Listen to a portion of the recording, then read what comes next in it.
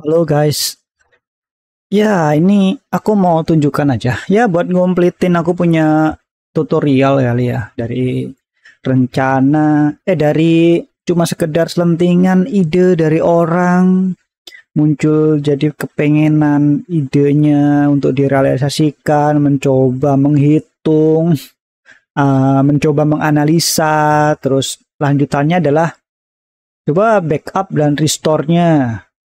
Ya kan, jadi cara backupnya dan restore-nya, ya kan? Cara membagi resource-nya kan tadi udah, sekarang ya backup dan restore. Jadi di sini aku ada beberapa VM ini aku sering pakai.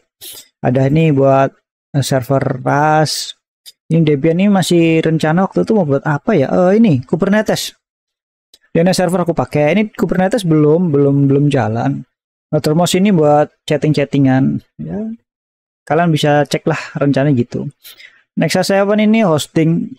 Proxmox ini buat VM. Nanti aku sih pengen VM itu lintas internet, rencananya udah kayak gitu.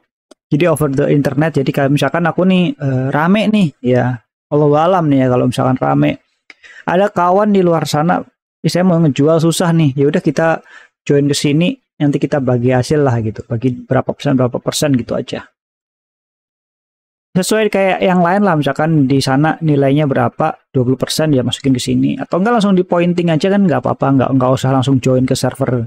Kalau join ke server kan kita bisa take over ya, kita bisa handle langsung gitu loh. Maksudnya ini kita yang kritik sendiri, kita jualin sistemnya, rencananya kayak gitu. Tapi nanti kan mesti digabungin dulu ya, kayak Proxmox dulu ya. Ubuntu ini basicnya, jadi ini basic sistemnya, aku slow install ini kayak gini, ini aku basic, jadi nggak pernah aku utak-utik cari update. Jadi kalau misalkan aku butuh ya aku tinggal copy paste aja, copy manual, copy paste itu. VPS ini yang biasa dipakai orang, dijual lah gitu kan. Windows 11 juga, ini cuman ini doang. Dua, nggak rame masalahnya sih, ya ramai rintisan ya, rintisan ini kontennya sama-sama belajar aja sejauh mana kita akan melangkah ke area sini gitu loh. Oke, kita stop dulu ngocehnya. Ini tadi karena prosesnya lama, apa buat backupnya. Backup itu ya copy paste lah. Ini kayak gini, ini ya filenya. Aku kecilin gimana? Ini biar gede gimana sih? Gedein begini ya. Ini disampingin aja gini ya. Mana sih? Ah, ini sampingin. Moga aja kelihatan ya. Baca kelihatan. Jadi kalau misalkan ini aku kasih di sini ada backup. Ini backup nih Proxmox, aku satu contoh nih Proxmox. Di sini ini ada snapshot, ada virtual hard drive-nya. Ini kan ada 11 giga nih. Terus virtual mesinnya ada ID-nya, ini unik ini ya. Jangan nyampe ini kalau disamain restore semua sama, nanti kayak yang satunya nanti jadi masalah.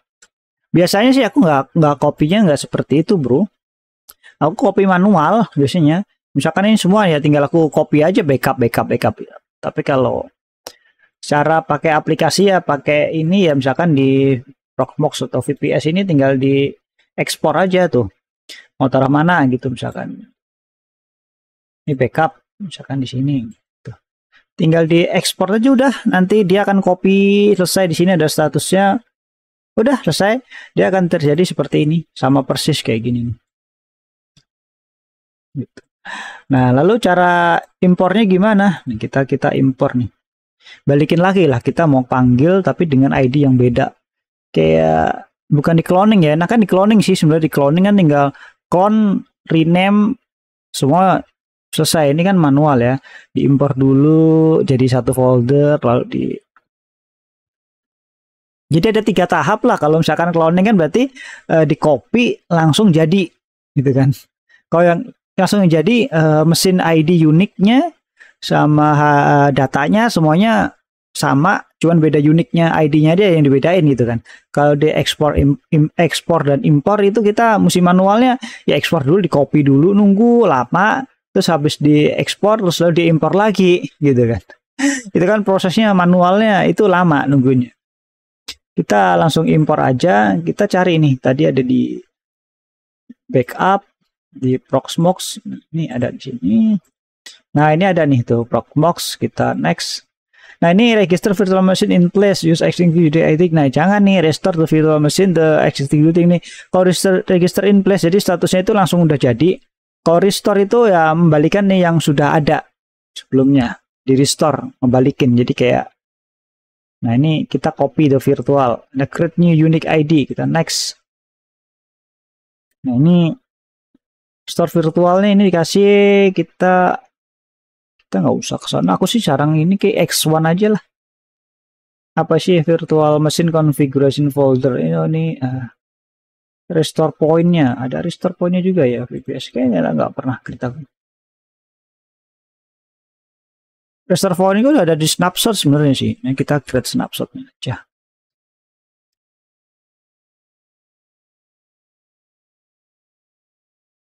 Breakpoint restore. Snapshot. Terus di sini ada namanya virtual machine. Nah, ini di sini. Nah, virtual hard disknya malah nggak ada. Gimana sih? Oke, ini konfigurasinya di sini.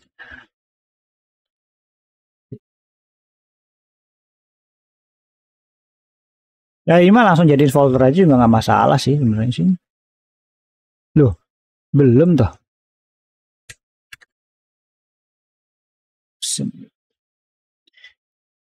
Ini semua packing foldernya biar di sini aja.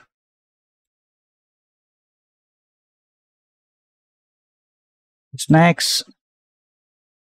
Nah, ini hard drive-nya nih, bikin lagi di sini. Ini mah manual ya. Kan aku bilang tadi kayak apa? Manual aja gitu. Si copy paste aja.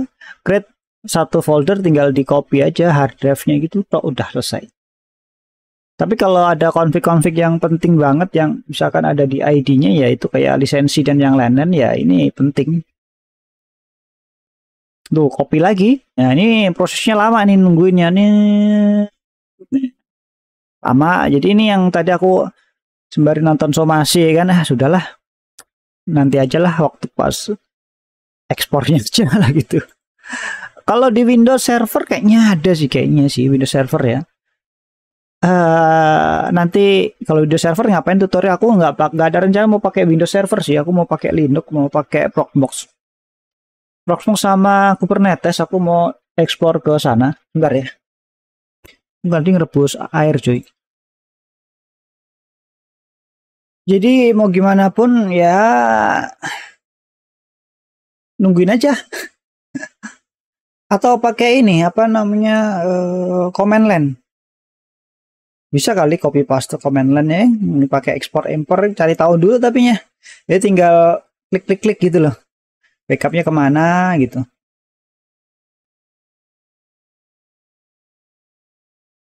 Pasti bisa lah command line lah nanti, tapi cari tahu dulu sih. Emang ini lebih ke server sih sebenarnya. Backupnya aku juga nggak tahu, mungkin pakai aplikasi yang lain.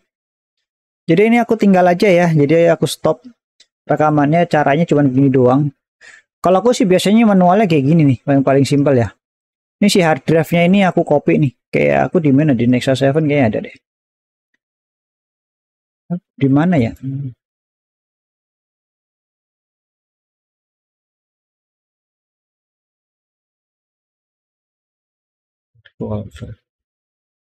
Ada VPS. Ada di mana ya? Ada, aku biasanya ada dua kok, Nexus 7.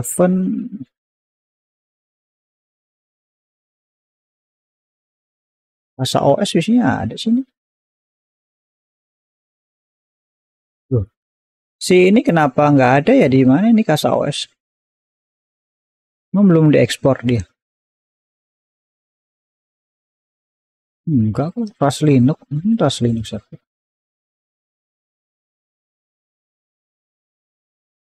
Oh nggak ada cuy.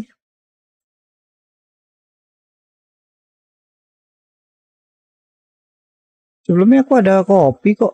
Kok nggak ada ya?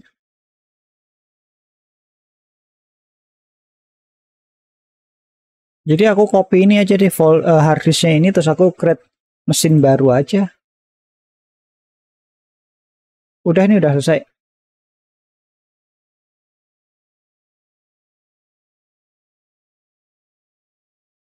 Udah nih. Hei, udah selesai, Bos. Ya udah, nah kok ada langsung double ya? Namanya tetap ini. Ke mana? Ini Proxmox. Itu yang ini. Dia namanya sama, boleh ya di sini. Aku baru tahu. Ya baru tahu aku X1. Ini X1.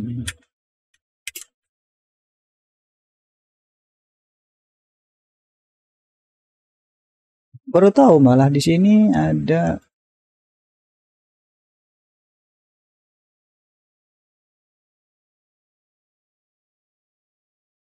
virtual ini bisa apa ini?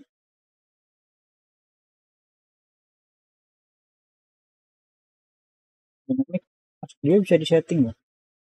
Port mirroring. Ini aku belum bener-bener explore loh, beneran. Kita nyalain aja. Ini 16 giga, 16 giga begini aja udah totalnya 32 giga. Makanya kayak begini-begini butuh resource yang gede.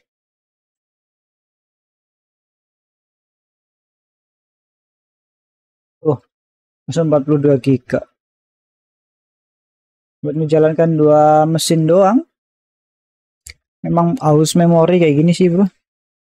Lanjut lagi. Oke, thank you, gitu aja ya.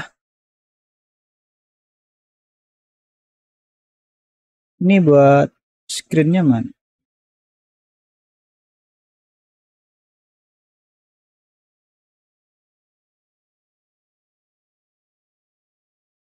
Ini aku mau buat itu thumbnails.